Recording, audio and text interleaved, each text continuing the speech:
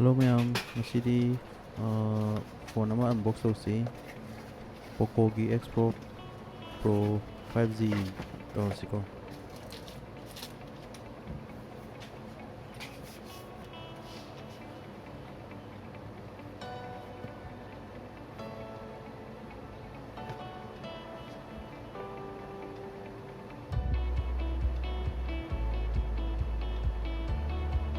Box is fine la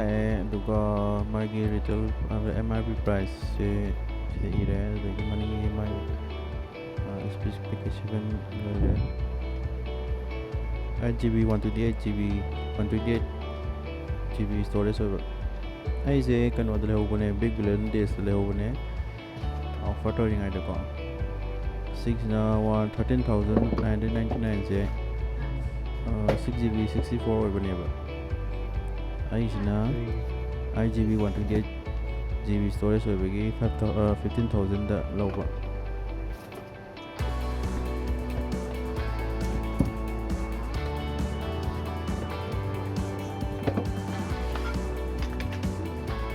AMOLED display 70 watt 70 to 67 watt charger ko 5000 mAh battery or Gorilla Glass or touch sampling rate से 360 MHz होगा data cable से Type C हो जाएगी बहुत सी से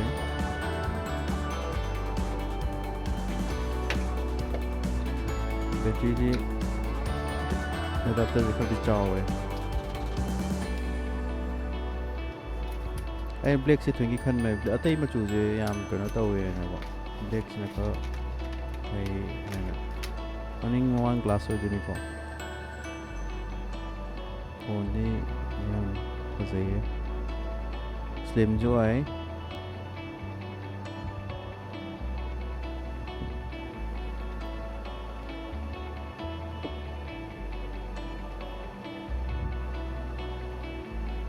64 megapixel or uniform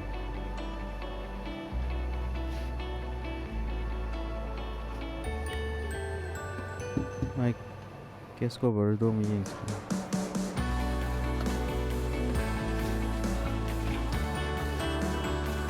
case cover dia dum simple hai aur poti dum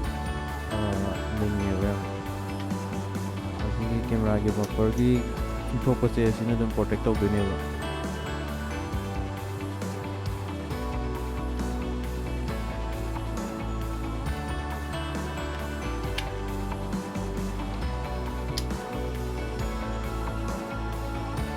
only करता है या स्टाइलिश होएगा